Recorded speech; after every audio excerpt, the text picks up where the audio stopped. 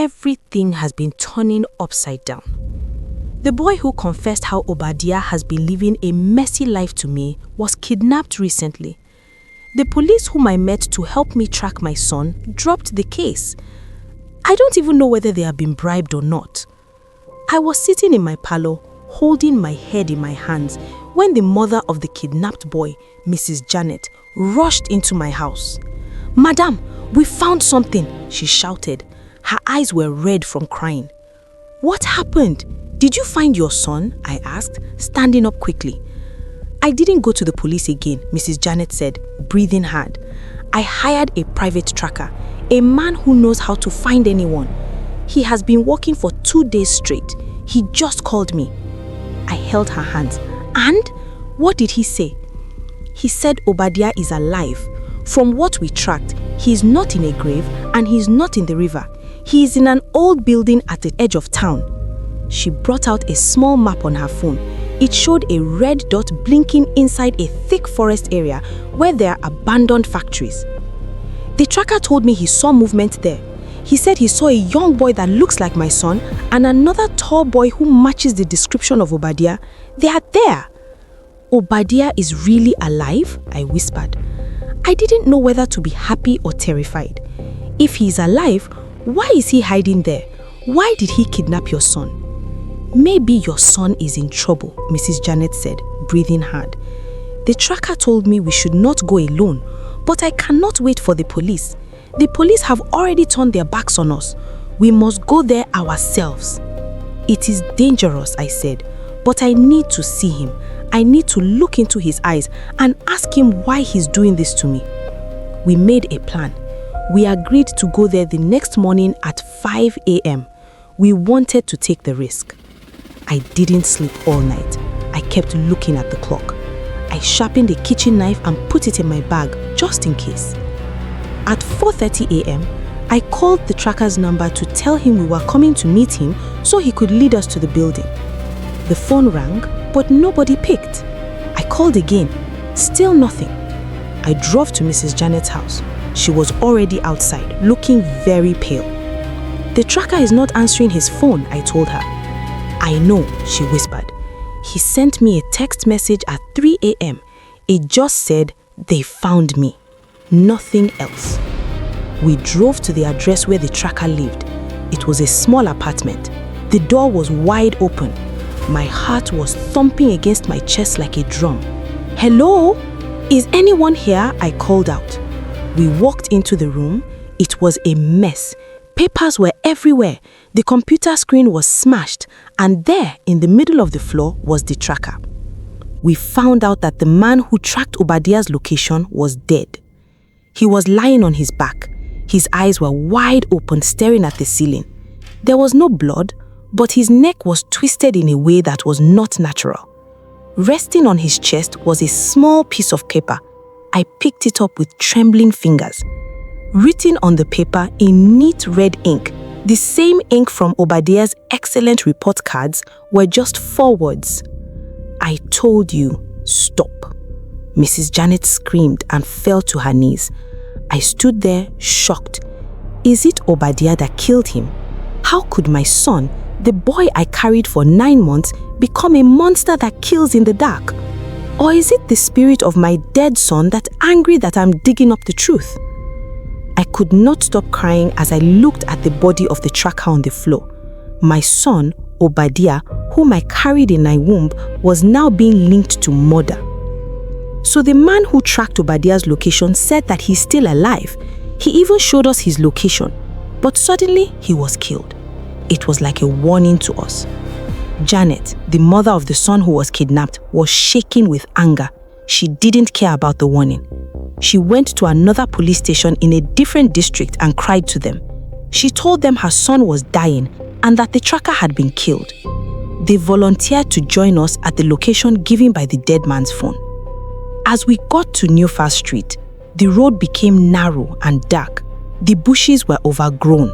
We saw a man standing by the roadside waiting for a bus. We stopped the car and asked this random passenger about the address on the map. As soon as he heard the address, he screamed and jumped back. "Madam, you just mentioned the house where lions live. What are you looking for in that house? Are you tired of living? I looked at the police officers in the car, then back at the man. Why are you saying that? Is it not just a house? No, he shouted, his eyes wide. It's a very dangerous house filled with deadly, influential people. There are more than 20 men living in that house. Even local security doesn't go near it. People go into that house and they never come out. My heart was beating fast. I quickly asked him, do you know a boy called Oba-Dier among them? The man hissed, I know him. Everyone around here knows him. They call him Oba-Dier. He's the youngest among them, I think, but don't let his age fool you. He's very wicked and heartless.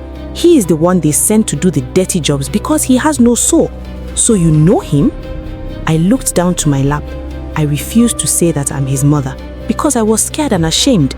How could tell this stranger that the wicked and heartless boy was the same baby I used to sing for? We are just looking for someone, I whispered. The police officers signaled us to move. We drove slowly towards the big rusty gates of the house. We were ready for a fight. We were ready to see the truth. We went there, our hearts prepared. But when we reached the gate, there was no sound, no music, no talking, nothing. The police kicked the door open. Police, nobody move, they shouted. But the house was empty. There was no furniture, only empty bottles of expensive wine and cigarette ashes on the floor. Unfortunately, it was locked from the outside. Information reaching us from a neighbor hiding behind a wall was that they had relocated. They packed their things into 3 big vans in the middle of the night. They left around 3 a.m., the neighbor whispered through a hole in the wall. The young one, the one they call Oba-Dier, was the one leading them. He looked like he knew someone was coming for them. Where are they staying now? How did Oba-Dier join those people? I couldn't just sit and wait. I went back to his school and reported all the tragedy and ongoing investigations. I showed the principal the torn photo I found and told her everything the man on the street said. I told the principal that my son Oba-Dier is alive. He is not in any river. He is with a gang of lions. This is so unbelievable, the principal said, her face full of shame. Ma, we don't have any excuse for this. We are deeply sorry. We thought we were following the law, but someone inside this school must have helped him disappear. We will work with you to bring your son back, I promise. The school authorities did not joke this time. They alerted a squad of authorities and military personnel. They told the soldiers how dangerous the gang Oba-Dier had joined was. The soldiers told us to relax, that they would track their new location and arrest all of them. The soldiers started their work immediately. They researched this gang that Oba-Dier had joined. After 2 days, the captain of the squad called us to a secret meeting. Madam, this gang is not a small group, the captain said, looking at some files. We found out that if any of them is killed by police, they will all kill themselves. One down means all down. They would rather die together than go to jail. I started shaking. My son was among people who were ready to die. I don't want anything to happen to my son. Please, take it easy. If you shoot at them, they will kill him or he will kill himself. We know, the captain replied. That is why we cannot just use guns and break down the door. We need to be smart. They thought of a plan. They said a random girl must join them. She would act like a runaway girl who wants to join the gang so she could find out where they were keeping Janet's son and where Oba-Dier was staying. Won't they rape her? Janet asked, her voice shaking.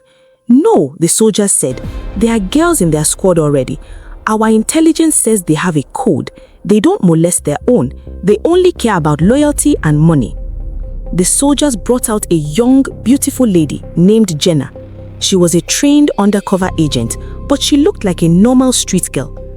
Jenna, are you sure you can do this? I asked her, holding her hand.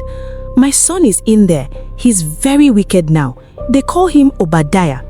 Jenna nodded. Don't worry, Ma. I will get close to him. I will find out where they moved to. Just stay by your phone and wait for my signal. Please, I whispered. If you see him, tell him his mother is looking for him. Tell him he still has his favorite shirt. Jenna looked at me with pity. I will do my best, but remember, he might not be the boy you remember. She agreed. She took a small tracking device and hid it inside her hair. She dressed in rough clothes and messed up her hair to look like a girl from the streets. The mission was about to start.